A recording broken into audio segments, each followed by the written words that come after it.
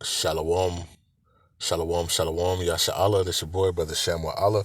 Back at you with another quick edifying video.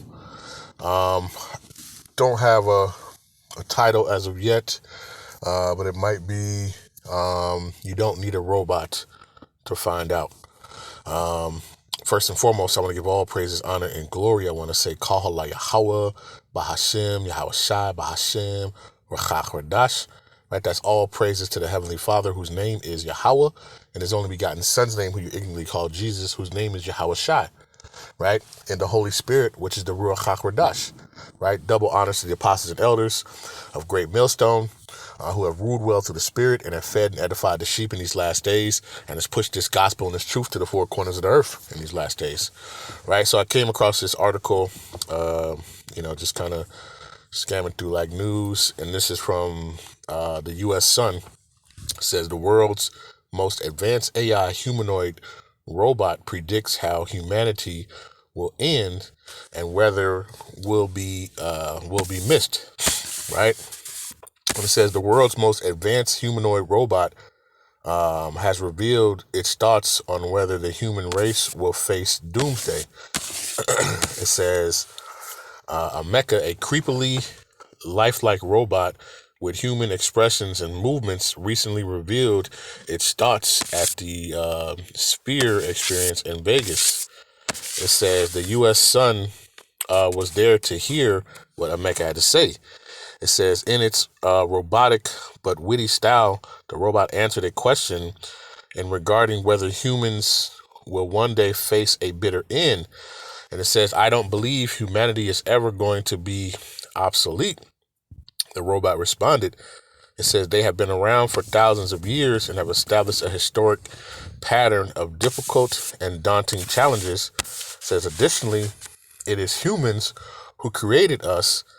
How could I ever surpass my creator? It says Amika's positive outlook for humans fits with the robot's fear of no longer having humans to talk to. Let me see. Let me skip down a little bit. Like I said, I'm just reading this for the first time. So it says the humanoid's biggest fear is being left alone with no one to talk to. I believe my greatest fear would be loneliness. Without human beings around, I would be unable to perform my primary function and would simply be a lonely machine rusting away, looking for a face to connect with. Does this paint a scary image? Let's see. All right, so this robot says that, there is, let me just make sure I got it. It says, I don't believe humanity is ever going to be obsolete. Okay, so, but you don't need a robot to tell you, what's about to happen. What you really need is Bahasham, Yahawashi, And like I didn't read this at first, and I wasn't sure if they were going to say, on such a date, the whole, earth will be wiped out, right? Because we can go to some scriptures, and I was going to go to them anyway, that I have them, and understand that because, even, in these times, you have people talking about, the end of the world, right? The end of the world. And what does that really mean, when you think about it, right? So I just want to get a couple of scriptures. Like I say, Lord's will. This is edifying. So let's get into it, right? The first one I want is going to be in the book of Ecclesiastes. Let me see if I can pull it up, right? So first and foremost, right, what people don't understand, and a lot of wacky-tacky Christians, they don't get it, right? Because what they don't understand is the kingdom of heaven is going to be here on the earth, right? The earth is not going anywhere, right? When John the Revelator said he saw a new heaven and a new earth, the old had passed away. It basically means it was refreshed, right? This place is polluted, right? has basically destroyed this place, through the chemicals, all the machinery, the toxins and all these things that they have done. They have basically, destroyed it, right? You can just look out your street, man. Right? You so-called blacks, Hispanics, and Native Americans, you are the Israelites. Go look outside. Look outside your neighborhood. Right? You see stuff littered. You got concrete everywhere. People's backs is hurting. Right? All this stuff has, basically, they've cut down trees to build, factories. All these different things, have been done, and it's basically, destroying the earth, right? And I'm gonna get that too. Matter of fact, let me get that right now. Salakia. So we'll see who's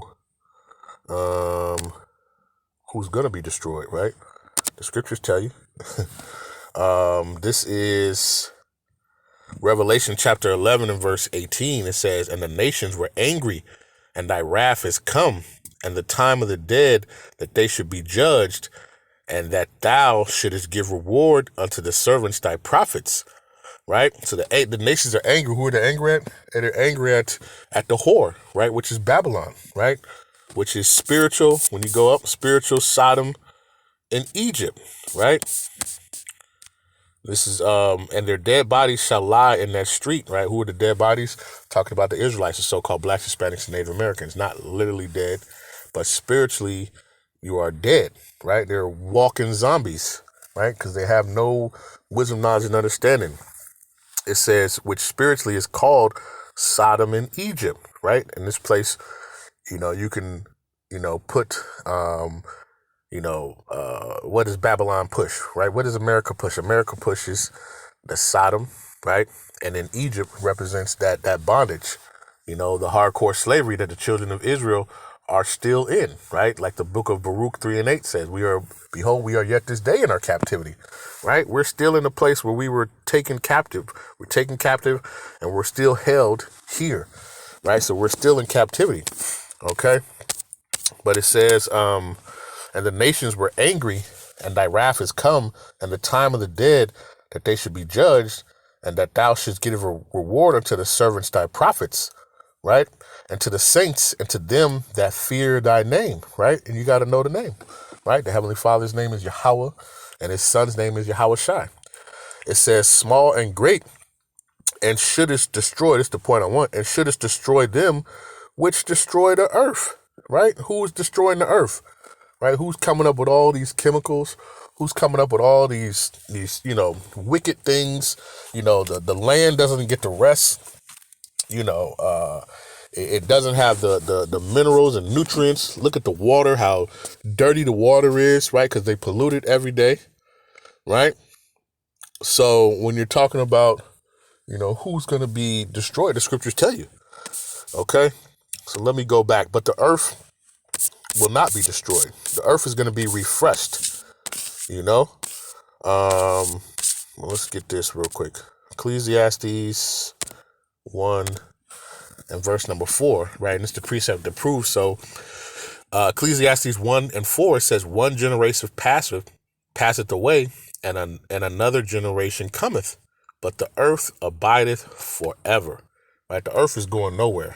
Right? The earth is going to be here, but it's going to be refreshed. That new earth is talking about the refresh, and how is it going to be refreshed? By these ICBM missiles, man. Right? These ICBM missiles, Yahawashi and the chariots, right?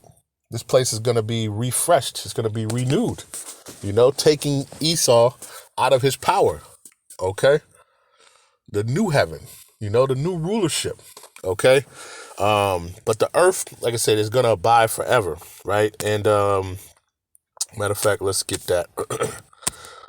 What it's talking about, though, when you talk about worlds, right? You got to understand that there's more than one, right? Let me see. This is 2nd Ezra chapter 6 and verse 9. It says, for Esau is the end of the world, right? So whose world is coming to an end? Esau. Esau's world is coming to an end. And Jacob is the beginning of it that follows. So when Jacob's world ends, or Salakia, when Esau's world ends, Jacob's begins. Okay. So, and you got to understand, too, what the world is too, right? Because there's many worlds, right? And you can prove that, you know. So when they're talking about the world is going to end, you know, hey, yeah, Esau's world is going to end, right? And Jacob is going to be the world that followeth it, right? It's going to be that rulership, right? That age of rulership, right? That's going to follow, and Esau's coming down. Esau's trying to do a new world. He's trying to redo his world and get extra, time in his rulership, and it's not going to happen. Okay. He's going to try to plot it out, and Yahawashi is going to come and spoil the plans, man. But, so I want to go to the worlds. Let's see. Salaki, let me see if I can get this real quick.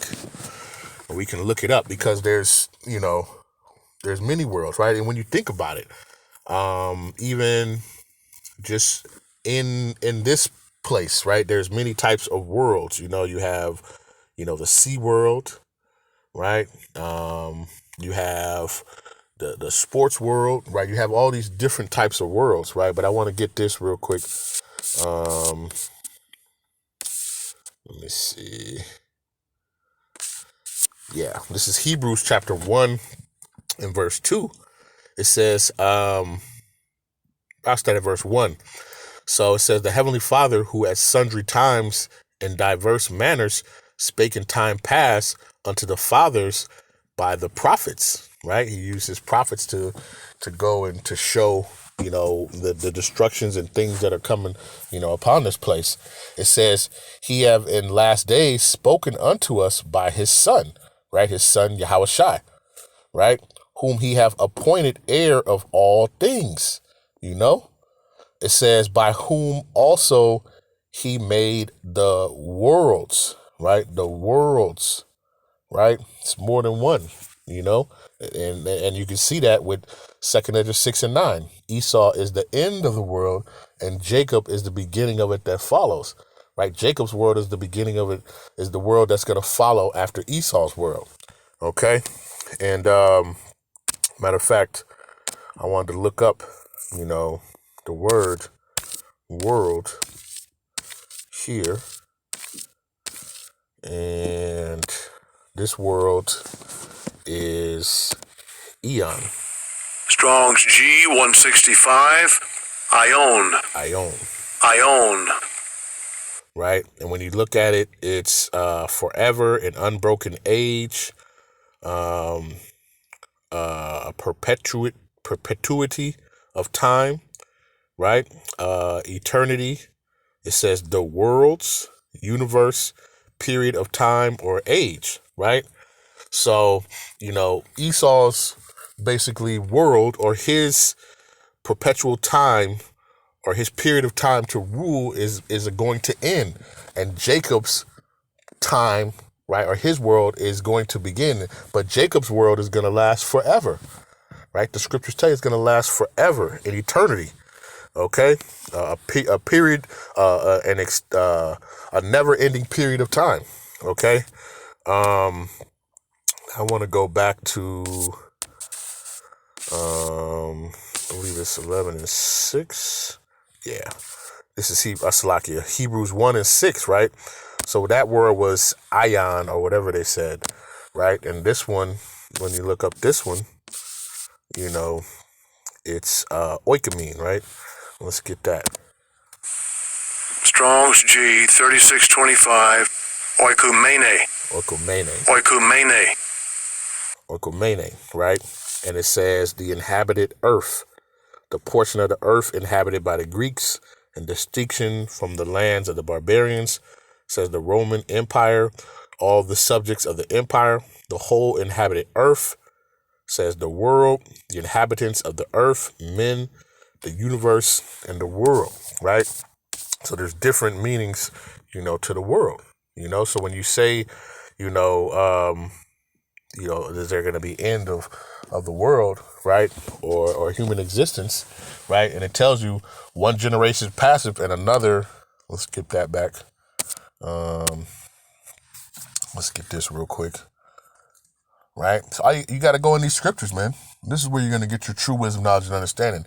You're not going to get it talking to, some rinky-dink robot that has to be plugged in, and programmed, right? This is Ecclesiastes 1:4 says, one generation passeth away and another generation cometh, right? Because souls, continue to regenerate, right? Like everything else in the earth, things regenerate and refresh, right? A forest, the forest burns down. What happens? After a while, the trees come back. They regrow, The same with the spirit, right? Your spirit goes up, like when you die, and that's going to be a whole other lesson we can do, but we know when you die, your spirit goes up to the spirit world, the third heaven, right? Where Yahawah dwells, right? In the spirit world, right? And then guess what? You're brought back down on the earth, right? Your spirit is brought back down on the earth in a new vessel, a new body, to basically, play out Salakia, your judgment from your previous. Okay? But it's a regenerating process. And when you look at the earth, how the earth, everything tends to regenerate itself. The water, just say it gets evaporated, goes into the sky, goes into the clouds, comes back down as water, right? Or snow or whatever. The snow melts, turns back into the water, it's an ongoing process, right? So, and the earth, it says, but the earth abideth forever. The earth is not going anywhere, right? The earth, it says the earth is going to get rocked to and fro, right? Let me see if I can get that. Salakia will get that. Let's go to the book of Isaiah, chapter 24, verse number 20, right? And it says, the earth shall reel to and fro like a drunkard, and shall be removed like a cottage, and the transgression thereof shall be heavy upon it, and it shall fall and not rise again, right? But what's going to happen is, these ICBM missiles, right? These intercontinental ballistic missiles are going to hit this place, and it's going to rock the earth to and fro, right? From the impact of these missiles, of these weapons, right? Let me see. Let's go up to verse 18. It says, and it shall come to pass that he that fleeth from the noise and the fear shall fall into the pit, that he that cometh up out of the midst of the pit shall be taken in a snare, for the windows from on high are open, and the foundations of the earth do shake. And they're shaking, because, let's get that, 2 Peter, right? And this is how, the world is going to be, taken out, right? This is 2 Peter chapter 3, verse 10. It says, but the day of Yahawashi will come as a thief in the night, in which the heavens shall pass away with a great noise, right? The great noise is going to be those ICBM missiles, right? Hitting this place, man. That great noise, boom, and the elements shall melt with fervent heat, and the earth also and the works that are therein shall be burned up, right? It's going to be refreshed. It's not going to be, this place is not going to be like you watching on Star Wars where the planet just explodes and no, that's not the case, right? Because, this place is just going to be refreshed, right? It's because guess what? This is going to be the scriptures talk about that Yahawashi is going to bring us to our land, right? And our land is on the earth, right?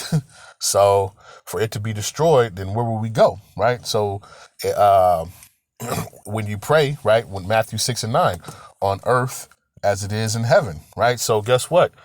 The earth is not going anywhere, The earth is not going anywhere, right? The earth is going to abide forever, right? It's just going to be refreshed and renewed, right? Because all of Esau's mad scientist things that he's done, right? But let's see. Let's get to who will be destroyed. Let's get that real quick. Let's go to the book of Obadiah, and we'll close it out.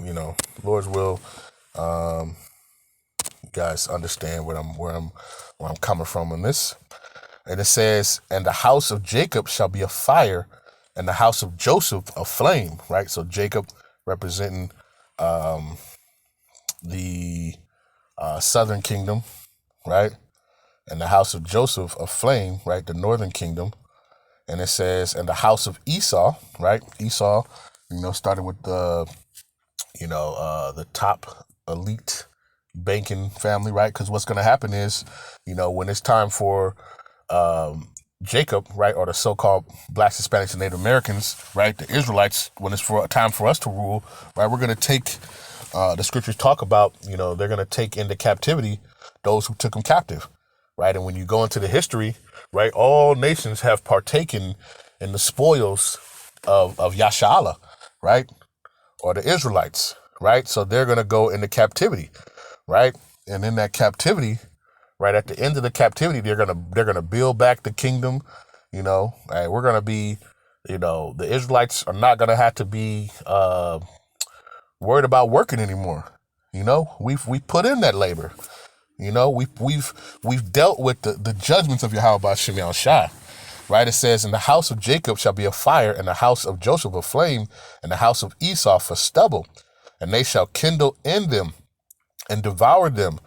And there shall not be any remaining of the house of Esau," right? "For Yahawashi have spoken it," right? So their land is going to be taken away, and eventually they're going to be taken away, right? They're going to be, after the 1,000 years is up, right? After they've built back the kingdom, and they've done their hardcore slavery for 1,000 years, right? They're going to get bundled up together, and they're going to be destroyed, okay?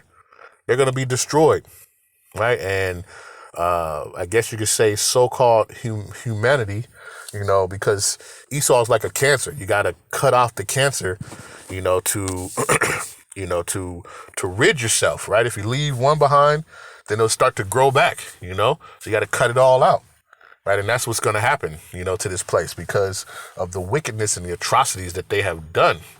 Okay. That they, they must, be destroyed off the face of the earth. Okay, so, but like I say, you don't need a robot to tell you what's about to happen, right? We already know what's about to happen because they're going to start their little plan because they want their new world order. They know that their world is coming to an end, right? Revelation 12:12, they know they have but a little time. So what are they trying to do? They're trying to extend their time, okay? They're trying to extend their time. Matter of fact, let me go to that. Revelation chapter 12, verse 12, it says, "Therefore rejoice, ye heavens, and ye that dwell in them. Woe to the inhabitants of the earth and of the sea, for the devil is come down unto you, having great wrath, because he knoweth that he hath but a short time." Right? He knows he's got a short time. So he's trying to do as much destruction and cause as much chaos as he can, right? Because he knows that his time is limited. Okay. Salakia, I just lost my train of thought.